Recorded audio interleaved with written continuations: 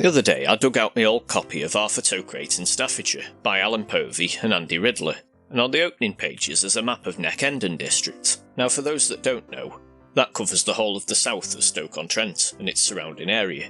I thought it'd be nostalgic to take a look at the places marked on this map, whether they're still there, and what became of them if they're not. We'll start at the very centre, looking at Neck-End itself. Neck-End is an affectionate local nickname for Longton, an example of the down-to-earth humour of its people, I think. The area we now call Longton was actually a smaller hamlet that was adjoined by another called Lane End, or originally Mere Lane End, because it was the end of the turnpike lane that came from Mere. Lane End actually comprised of what is now Longton Town Centre, and Longton was originally the more rural area centred around Longton Hall. The two merged after significant expansion in the Victorian era. The name Neck End is probably a tongue-in-cheek corruption of Lane End that just lived on. Residents of a certain age still refer to themselves as Neck-Enders to this day. Moving on, we come to the area just outside Longton, called Nook. Now Nook was on Ethcote Road, heading towards Longton Hall. It was a very impoverished area in the early 20th century, with very poor quality housing, most of which has since been replaced, and it originally housed workers of Longton Hall Colliery. The Red House was once the main pub in this area, and it's now a bike shop. Moving up from Nook, we come to Forester's Chimney. Now this local landmark belonged to the Phoenix Works, which was located on King Street between Longton and Fenton. The chimney was known as Forester's Chimney, named after Thomas Forester, who founded the works in 1879, and it formed a significant part of the Longton skyline. It's still there, and it's a Grade 2 listed building. You can see it peeking out over the surrounding office and commercial buildings after you go under the railway bridge towards Fenton. You can also see it on the left as you go down Baths Road past the big Tesco. Now going down below the Nook, we come to Longton Cemetery, a classic example of a Potteries pronunciation sounded like a completely unrelated word in the English language. The dead centre of Longton, so to speak, is still very much an active cemetery, although I can't vouch for how symmetrical it is. Sadly, the historic chapel's now fallen into disrepair, and there have been a few different local campaigns to try and preserve it. From the dead centre, we'll move on to a place that was very much the centre of life in Longton Town Centre, the Owd. The Owd was a notoriously rough-around-the-edges working-class pub, real name George and Dragon. It was one of many pubs along the Strand back in the day, and it's more or less the last man standing in that regard. It features prominently in the stories of Owd Grandad Piggott. Heading down the road, we come to the Waterloo. The Waterloo was another pub on Longton's Strands that's since been repurposed, this time into a cafe. It joins the long list of pubs that have found a new life in Longton. Next we're heading down towards Longton's Times Square, which easily trumps its New York counterpart in every single possible measure. Looking across Times Square, we come to Caroline Street. Now Caroline Street is still a popular rat run in Longton, though many attempts have been made over the years to stop it being used that way. It used to be the site of the Roebuck pub, which has now been converted into offices, though the remains of the sign are still outside.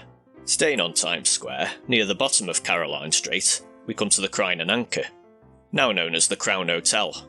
This hotel was once the place for the more distinguished gentlemen of Longton.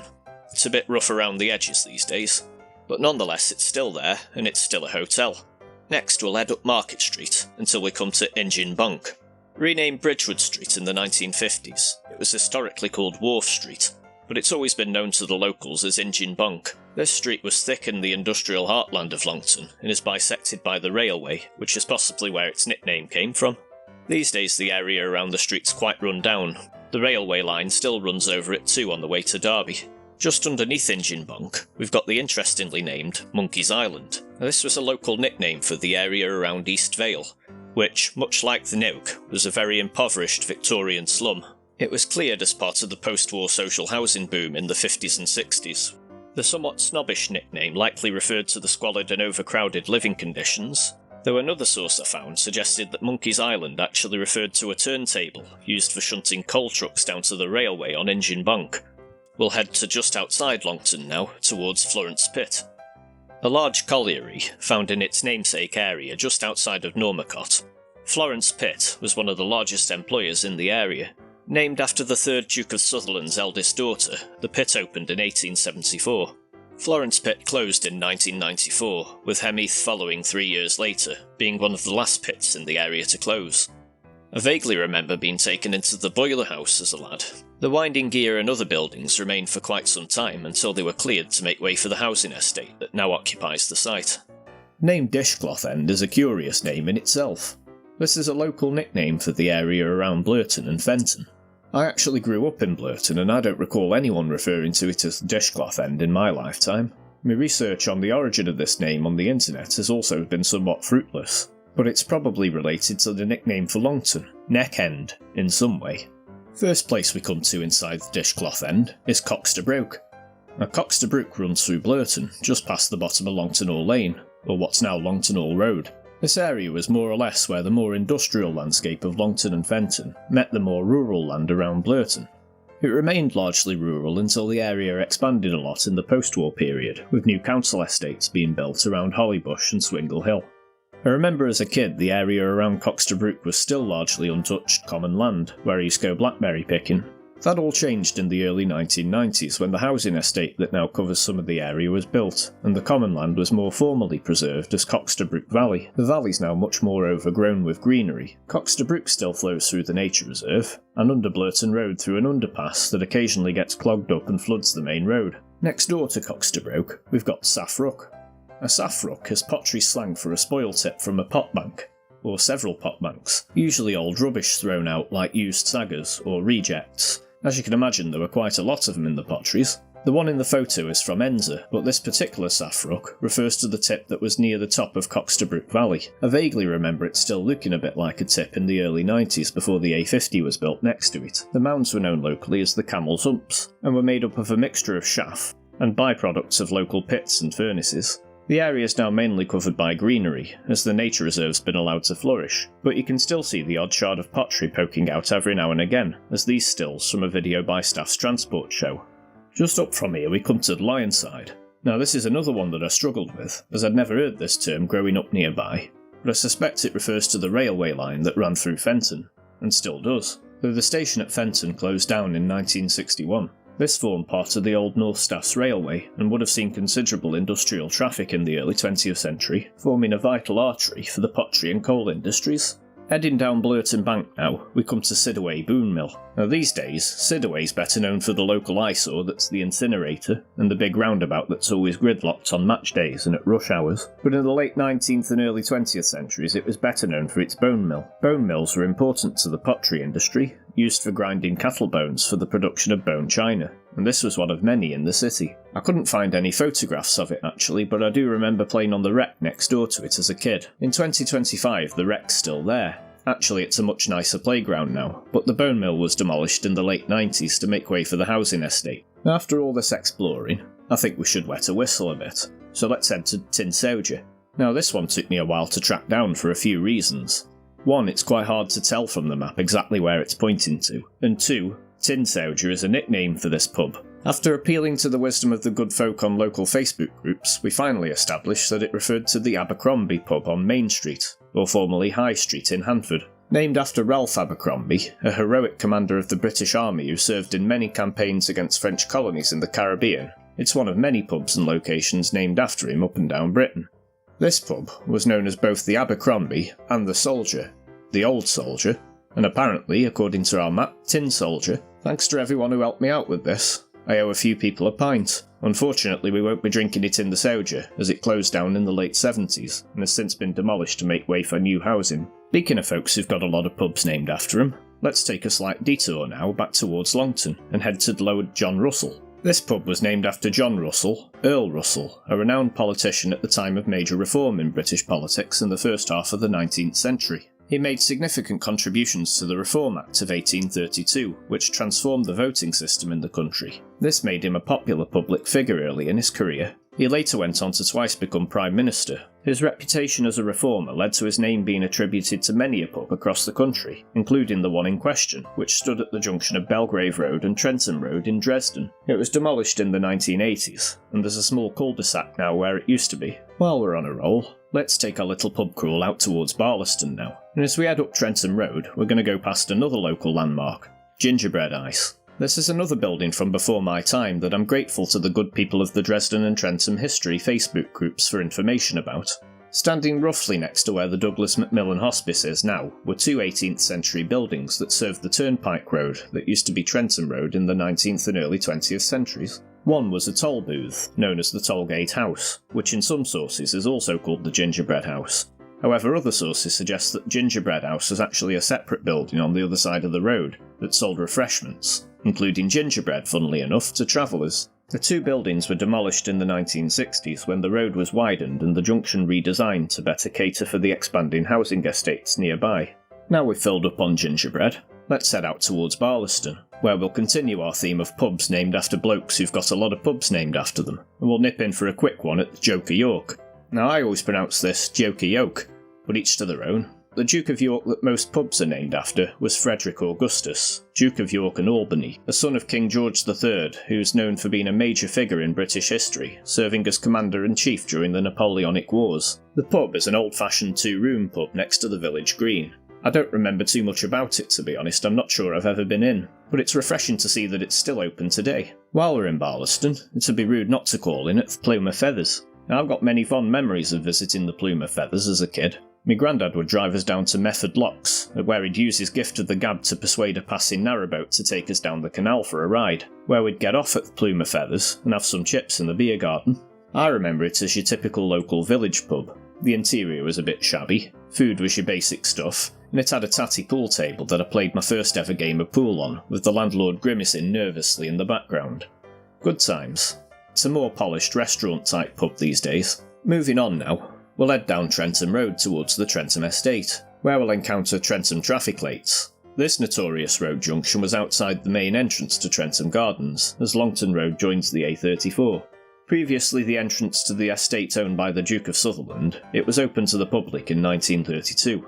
At first there were no traffic calming measures here, but in the 1960s, as car ownership was on the rise, some traffic lights were deemed necessary. These did the job for quite a while, but over time as car ownership increased, along with the popularity of Trentham Gardens as a destination, the junction became a bottleneck.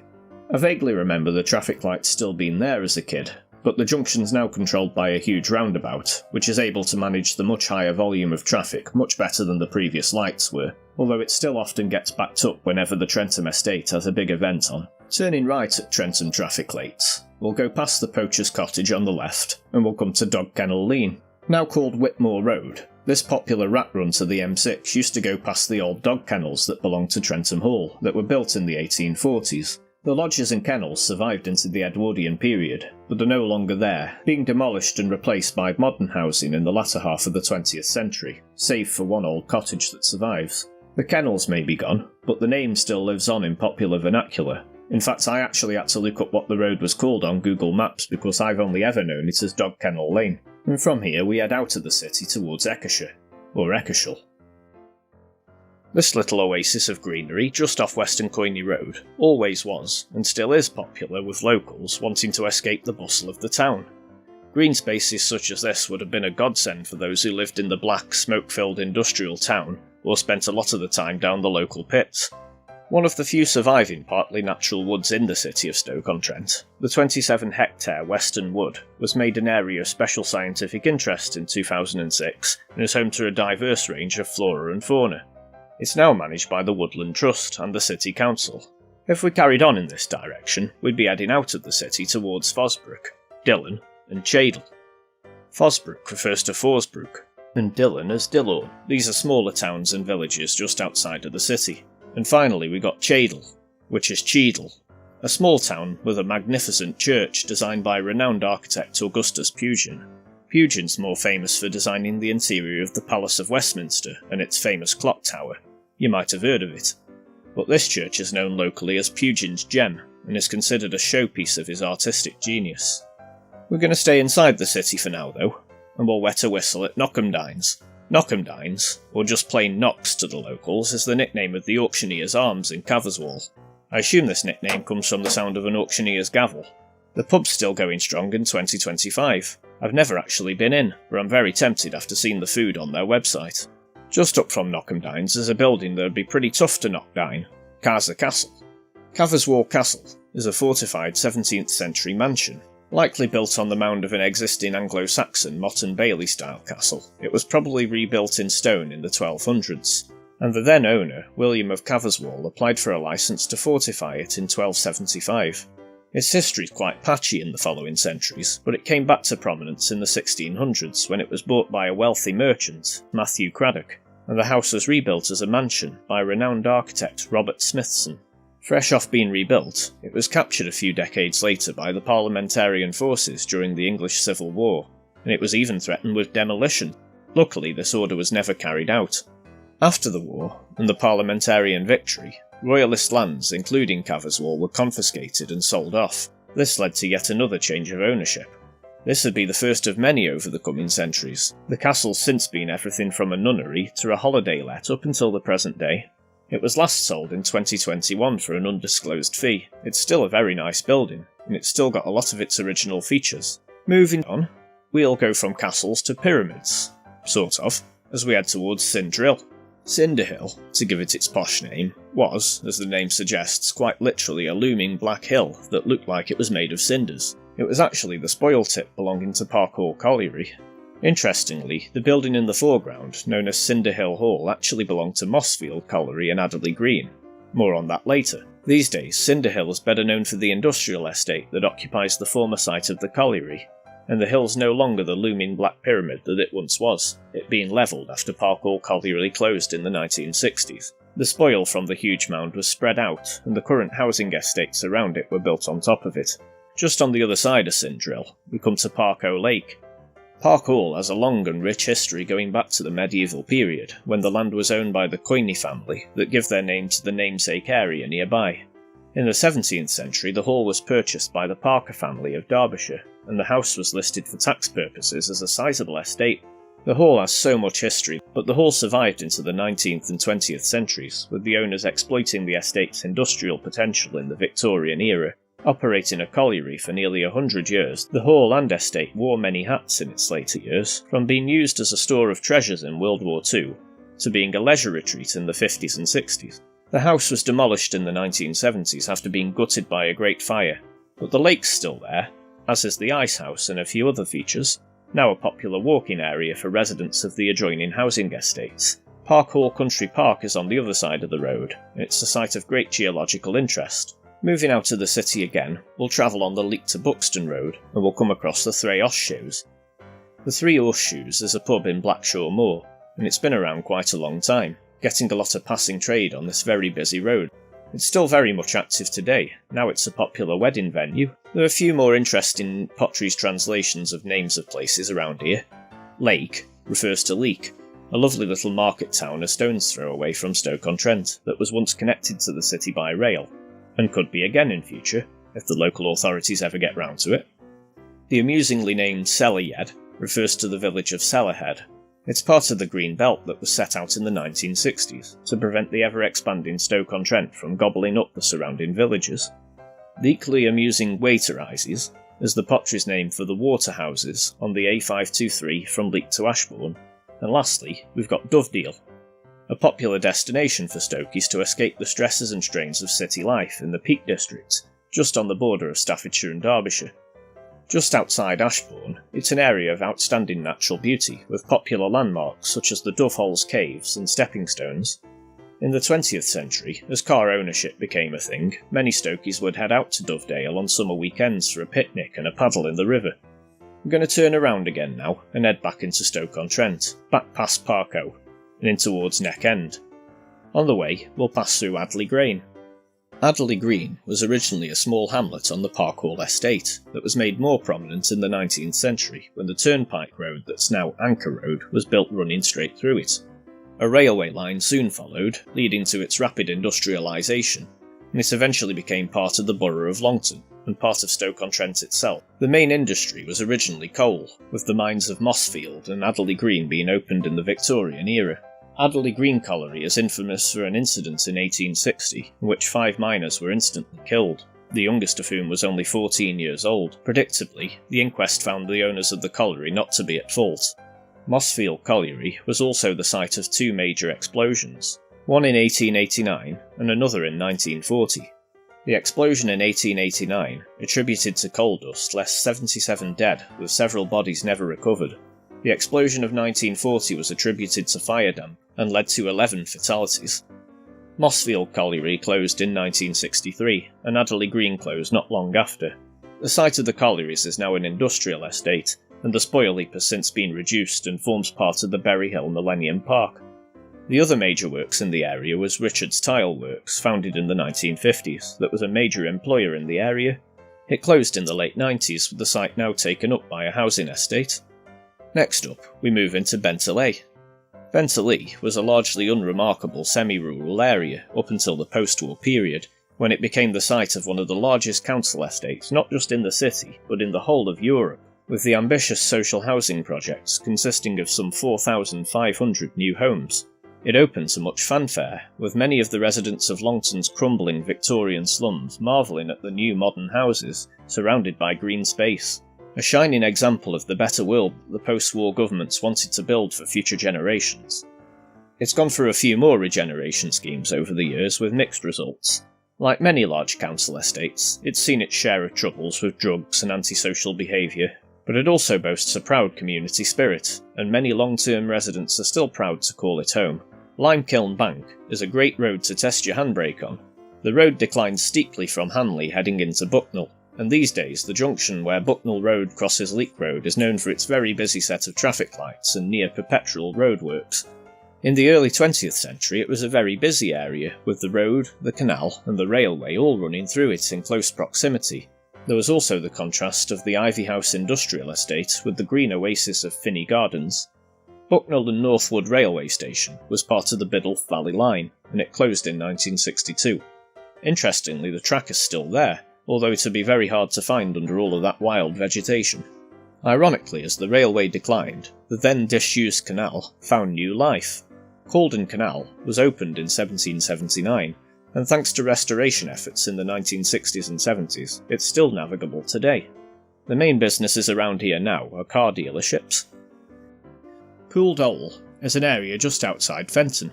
In the past it was a farm, and briefly a colliery in the late Victorian era. The map doesn't explicitly mark it as a pub, but the area did have a namesake pub on Fen Park Road that was demolished along with the adjoining former miners' houses in the 1960s. The area was then given a new lease of life, and the pub itself was replaced by another pub of exactly the same name, in roughly the same location. The colliery site now forms Fen Park, one of Stoke-on-Trent's many green spaces amongst the former industrial landscape. Heading down Fen Park Road will eventually come to Fenton Tyne. The fact that there is a town hall outside of Stoke-on-Trent city centre is a reminder that the city was historically 6 separate towns. Fenton was one of the 6 towns, although it was infamously sneaked by local author Arnold Bennett in his Anna of the Five Towns novels. The town hall is a fine example of Victorian Gothic Revival architecture and was built at personal expense by a local pottery magnate, William Meath Baker. Baker didn't envision it as a town hall, but in fact on its completion he donated it to the local health board, the authority in charge of public sanitation. A public library was later added onto the building in the 1900s, funded by a grant from renowned Scottish philanthropist Andrew Carnegie. When Fenton became incorporated into the Federation of Stoke-on-Trent in 1910, the building was converted for use as a magistrates' court, a role which it continued to serve right up until 2012. These days the building still stands with the War Memorial Garden in front of it. It was worried for a while that the building had fallen into disuse and neglect once the courts moved out, but fortunately things came full circle when the building was once again acquired by Baker & Co., the very same business that William Baker had founded over a century before. The building now serves as a sort of hub for local businesses and as an art gallery and a coffee shop amongst other things. Just round the corner from Fenton Tyne, we come to our second pub on this trip, Royal Oak. The Royal Oak's a very common pub name in the UK, named after the tree that the future King Charles II hid in during the Battle of Worcester in 1651, during the English Civil War. The story became very popular after the restoration of the monarchy, leading to its adoption by pubs up and down the land. This Royal Oak, or should I say these Royal Oaks, stood on City Road at the junction with Christchurch Street. I say these, as, in a recurring theme for the area, this pub was also knocked down and rebuilt with a namesake in the early 1980s. The original was a Victorian building connected to various terraced houses and shops, a typical street corner pub. By the early 1980s, the Victorian terraced housing in the area had been demolished and replaced by high-rise blocks of flats. The Royal Oak was built as an estate-type pub to cater for its residents. Whereas the old pub had a good long run, the newer one was closed in 2019, barely 40 years after it opened. It's since been turned into flats. From here we could choose to head up Victoria Road towards Anley, Boslem or Tunster, or towards Smowthorne. I won't dwell too much on each place, as I could go on all day about the history and legacy of each town, so I'll just give a quick overview. Anley, or Hanley if you're posh, or not from round here, once one of the larger of the 6 towns, is now the city centre of Stoke-on-Trent, much to the confusion of tourists. It saw a shift away from being an industrial town towards being the commercial centre of the growing city in the 20th century, but sadly fallen victim to a lot of the same problems facing most former industrial towns in the north in recent decades. Nonetheless, it's often the focus of much of the city's investment as they try again and again to bring it into the 21st century. Boslem, or Burslem, is known as the mother town, being one of the oldest of the 6 industrial towns. It still boasts much of its Victorian architecture that reflects its prosperous past. Tunster is the local pronunciation of Tunstall, another of the original 6 towns of Stoke-on-Trent. The former bustling industrial town is now largely unrecognisable from its heyday, much of it having been redesigned around a few large retail parks. Its former library and public baths, once a shining example of Victorian philanthropy, has been closed for a while now, and it's earmarked to become apartments at some point in the future. Like many of the other towns of Stoke-on-Trent, it boasts a rather beautiful public park that retains many of its Victorian features. Smowthorne is a village just outside Boslem, as you head towards the Staff Moorlands. At the bottom of Smowthorne Bonk, you'd find Ford Green Hall, a 17th century timbered farmhouse, now a volunteer-run museum. These days, Smallthorne's mainly known for its infamous set of roundabouts that are the bane of many a learner driver. It was until recently the home of Norton United Football Club, who famously reached the first round proper of the FA Cup in 2015, the ground's now home to Stoke City ladies. Speaking of football, and Stoke City, if we head down City Road from Fenton, we'll eventually arrive in Stoke-upon-Trent, the historic home of Stoke City Football Club. Their football grind appears on our map. This isn't referring to the current home of the Potters, as what's now the Bet365 Stadium only opened in 1997. The football grind here refers to their previous home of 119 years, the Victoria Ground, the oldest operational ground in the country at the time of its closure. The Vic was named after a nearby hotel and originally doubled as an athletics ground when it first opened in 1878, and it's witnessed some historic moments over the years. In 1965, a capacity crowd witnessed the stadium lit up by the star power of the likes of Puskas, Di Stefano and Yashin, as a team of world legends took on the English Football League 11 for the testimonial match of one of Stoke-on-Trent's most famous sons, Sir Stanley Matthews. Infamously, in 1976 a hurricane blew through Stoke, devastating the Victoria Ground's old Butler Street stand, not to mention their first team, when many of their assets had to be sold to repair the damage. Stoke wouldn't see top-flight football again until 2008, and sadly the Victoria Ground would never see it again. Sadly, after the ground closed in 1997, the area stood derelict for nearly 2 decades. It finally got redeveloped by St Modwyn into a housing estate in the last decade. Just above here, we see Stoke's Greyhound Track. Now the Greyhound Track has quite a long history, having been everything from a velodrome to a football ground to a dog racing track in its lifetime. Standing just off Waterloo Road in Cobridge, between Hanley and Burslem, it was the home of Port Vale for a brief period in their early history, before being converted into an athletics track. Greyhound racing arrived in the 20th century and continued until after the Second World War. In the 1960s, the popularity of the track declined and it fell into disuse for a time, until a brief period of revival in the 1980s. It closed for good in 1991, and the site's now commercial units and housing just off Festival Park. Next on our map, we have the curiously named Owd Notty. The Notty was the affectionate nickname of the North Staffordshire Railway Company, whose livery proudly incorporated the Staffordshire knot. Stoke-on-Trent was once crisscrossed by an extensive railway network serving both industry and passenger alike. The company was founded in 1845, and the network grew rapidly over the following decade in the period known in Britain as Railway Mania. Just about everywhere in the city was served by a station or halt of some sort in the early 20th century.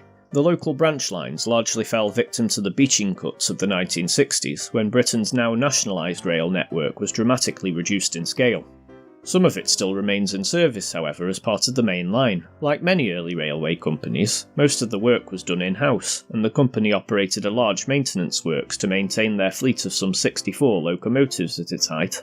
The site's still there next to the main line, but it's now an industrial estate. These days, the former railway tracks of the branch lines form a series of cycle routes through the city known as the Potteries Greenway. In an unusual quirk, the story of the railway was brought to the stage in the eponymously titled The Notty, a musical by local director Peter Cheeseman. Heading out of Stoke, we come to Springfields. Springfields is part of the wider area of Trent Vale, which has a long history in the pottery industry dating back to Roman times. Examples of pottery from the area have been dated to around 45 AD, demonstrating that Stoke-on-Trent's relationship with the pottery industry goes back way further than the Industrial Revolution. In more recent history, Springfields was the site of a tile works which operated for over a century before closing in the 1980s. The former site's since been redeveloped and is now a retail park.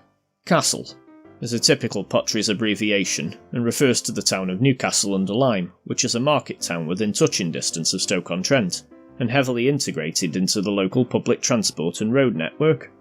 As the name suggests, it did once have a castle, the outline of which is still visible in places.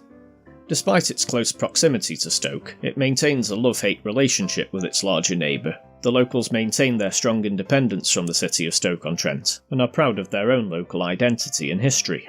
Owdlam refers to the village of Owdlam, which sits just over the county border on the edge of the Cheshire Plain. Mentioned in the Domesday Book, it's another village in the area that was transformed by the Industrial Revolution, when the arrival of the Shropshire Union Canal brought new prosperity. Its impressive array of locks, designed by renowned engineer Thomas Telford, are still often visited to this day. Next up we got Keele. Keele Hall is a mansion house in Keele. The current house dates from the 1850s, but the manor of Keele has a history long predating this. In the medieval period, Keele was home to a preceptory for the Knights Templar. The land around the area was long owned by the Sneed family, who were extensive landowners around Newcastle-Under-Lyme. The original building dated back to Tudor times. During the English Civil War, the house played host to the future King Charles II after his defeat at the Battle of Worcester, the family paying dearly for their royalist support after the parliamentarian victory. As with many local estates in the area, it found new prosperity from the Industrial Revolution when coal was discovered and mined at their lands in Silverdale.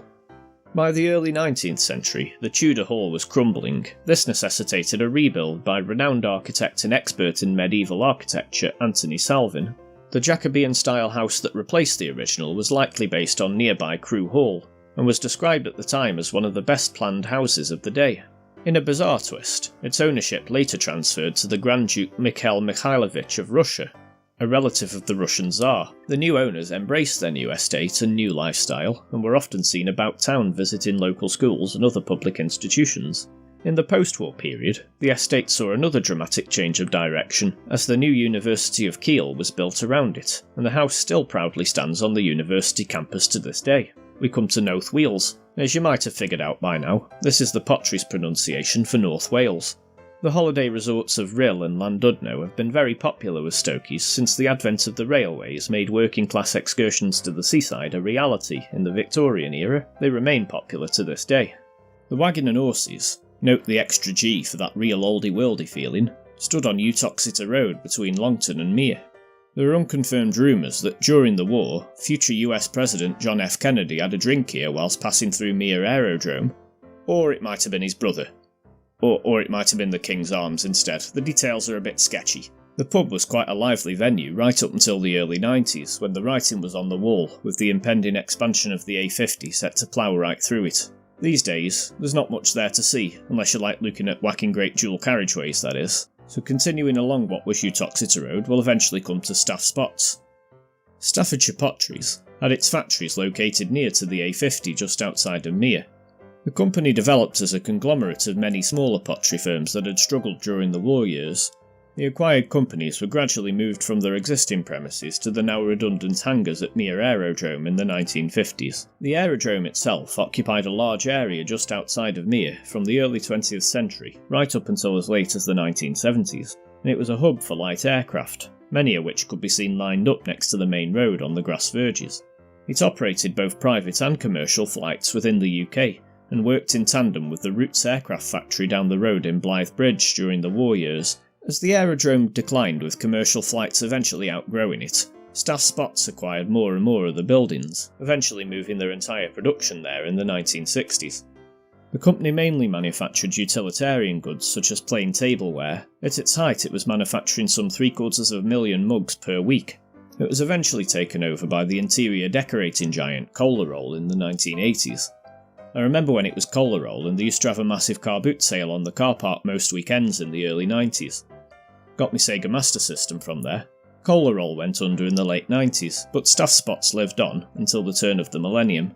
The site stood derelict for a short time, but it was redeveloped in the early 2000s and became a massive B&Q superstore, which is still there today. The rest of the land that was once Mere Aerodrome now forms Mere Park Housing Estate. Moving further down Utoxeter Road, we come to Ketcham's Corner. The unusually named Catcham's Corner could refer to two things these days. It is a roundabout on the A50 near to Mere Park, and it's also a namesake pub. The pub was originally at the side of Utoxeter Road before the A50 was significantly expanded in the 1990s. The name Catcham's Corner was probably a reference to a toll booth back in the day when the road was turnpiked. The pub is now somewhat isolated on the edge of a small housing estate tucked away just behind the A50. If we keep going along Utoxeter Road for a while, funnily enough we'll end up in Utchiter, or Utoxeter. Utoxeter's a small market town on the road to Derbyshire. Although the name appears to be Roman, a bit like Roxeter or Exeter, the current spelling's actually fairly modern, and the town's been named quite a few different things over the years. It appears in the Domesday Book as Watockshade. There is evidence of a lot more ancient history in the area.